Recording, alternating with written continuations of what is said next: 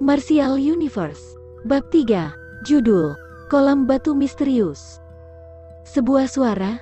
Di ruang terbuka, Lindong menatap kosong pada tinjunya saat ekspresi euforia muncul di wajahnya yang kecil. Namun ketika dia mengangkat kepalanya, dia melihat bahwa sosok Lin Xiao sudah perlahan keluar dari hutan. Hehehehe. Besok aku akan menunjukkan kepada ayah, aku yakin dia akan terkejut. Lindong menyeringai. Tiba-tiba gelombang rasa sakit keluar dari lengannya, dia buru-buru mengangkat lengan bajunya hanya untuk menemukan bahwa seluruh lengannya dipenuhi tanda merah darah, begitu banyak sehingga bahkan ada tempat-tempat di mana kulitnya terkelupas ketika darah terus mengalir keluar. Sebelumnya, dia begitu sibuk dalam latihan sehingga dia tidak menyadari. Tapi sekarang setelah dia berhenti, rasa sakit tiba-tiba mengalir keluar, menyebabkan Lindong meringis kesakitan. Dia tahu bahwa rasa sakit ini disebabkan oleh latihan tinju penetrasi. Cedera akibat gesekan yang terakumulasi dari lamanya gesekan antara kulit dan pakaiannya. Masih ada waktu, kurasa aku akan pergi ke tempat itu dulu untuk berendam sebentar. Lindong mengangkat kepalanya untuk melirik warna langit sebelum tiba-tiba berlari ke belakang gunung. Sekitar 10 menit kemudian, tebing curam muncul di depan matanya. Dia mengamati sekelilingnya dengan hati-hati sebelum mengikuti jalan yang menjorok ke bawah tebing. Batuan ini tidak mudah ditemukan, namun terbentuk dengan baik menjadi jalan rahasia. Lindong cukup akrab dengan jalan ini, sehingga saat ia turun dengan hati-hati tidak ada kecelakaan. Setelah beberapa saat, sebuah gua yang tersembunyi dari pandangan oleh beberapa batu besar muncul di hadapannya. Lokasi gua sangat sunyi dan juga tersembunyi sangat baik di balik beberapa batu besar di sekitarnya. Jika seseorang tidak secara spesifik mencarinya, hampir tidak mungkin menemukannya. Selain itu, dalam situasi normal, tidak ada yang mau repot-repot melakukan hal semacam ini. Melompat ke gua, perasaan sejuk dan menyegarkan meniup bau busuk dan keringat di tubuh Lindong. Dibandingkan dengan cuaca panas terik di luar, gua itu seperti dunia yang berbeda, dan juga tempat yang bagus untuk berlindung dari panas. Bagian dalam gua itu tidak terlalu luas. Selain kolam batu selebar 6-10 meter di tengah gua, tidak ada yang istimewa di gua ini. Berjalan menuju ke kolam batu, orang akan melihat bahwa itu diisi dengan air jernih, dan di atas air, tersebar angin dingin melayang bolak-balik. Biur, tiba di samping kolam batu, Lindong dengan cepat melepas bajunya, dan langsung melompat ke air. Udara yang sedikit dingin menyebabkan tubuhnya sedikit menggigil tapi dia dengan cepat beradaptasi dengan dingin.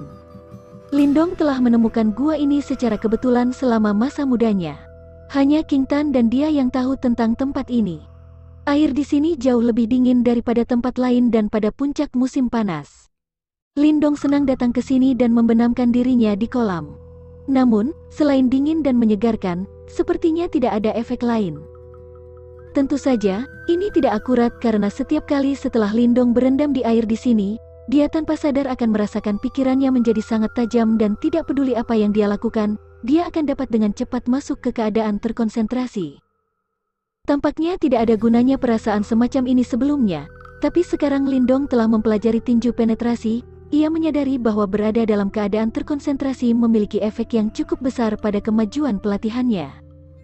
Atau yang lain, dia mungkin akan kesulitan mengambil tinju penetrating dalam waktu yang begitu singkat, belum lagi berlatih sampai dia berhasil menghasilkan suara. Apakah hanya aku? Saat ia berbaring di kolam batu, Lindong menangkup air di tangannya dan menyaksikannya mengalir perlahan. Wajah kecilnya berkerut, jika hal ini begitu ajaib, dia akan mencapai tingkat Yuan Power tak begitu lama, tidak seperti kecepatan lambatnya saat ini.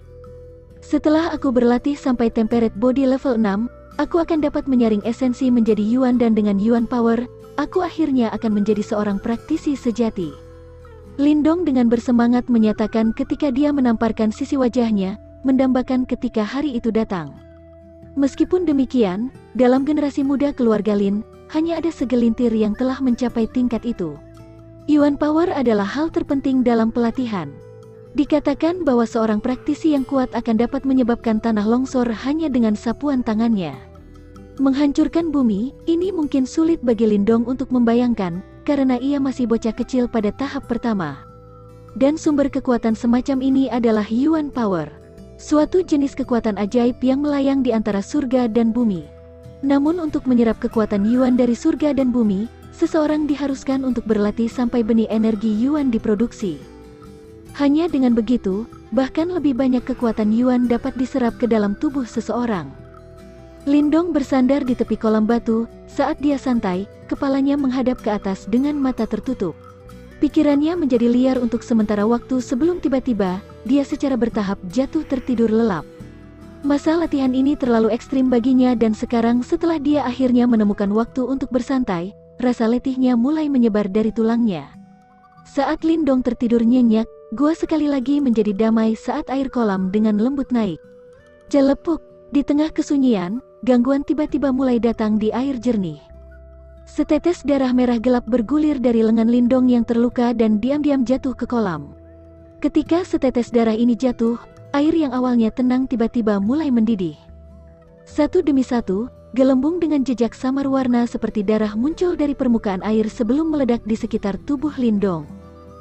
Jejak cairan berwarna merah samar tersebar di udara dan seolah-olah mereka memiliki pikiran mereka sendiri, pindah untuk mengikat tubuh Lindong sebelum akhirnya dengan cepat masuk melalui pori-porinya. Sama seperti cairan berwarna merah samar ini meresap ke dalam tubuh Lindong, itu menimbulkan sensasi seolah-olah otot-otot di seluruh tubuhnya dikompresi dengan keras. Seperti air pasang, semburan keringat menyembur keluar, menyatu bersama dan kemudian mengalir ke air. Sama seperti keringat yang dipenuhi dengan kotoran hitam merembes keluar dari tubuhnya, Lindong, yang tubuh sebelumnya tumbuh 1 cm setelah ia menembus temperate body 3 red layer, merasa bahwa tubuhnya telah menyusut kembali ke ukuran sebelumnya. Sensasi ini mirip dengan memeras semua air dari spons basah dengan ganas. Setelah sekitar 10 menit, air di kolam berhenti mendidih. Saat air kolam mulai tenang, Lindong tiba-tiba terbangun dan berteriak. Panas, biur. Saat ia menjerit, Lindong dengan cepat menunduk dan membenamkan seluruh tubuhnya di kolam. Setelah beberapa saat, dia akhirnya muncul ke permukaan air untuk mengatur napas.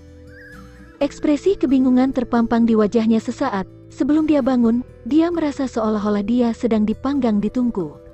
Dan sensasi terbakar yang dia alami adalah apa yang menyebabkan dia tanpa sadar berteriak. Mengapa begitu panas di sini?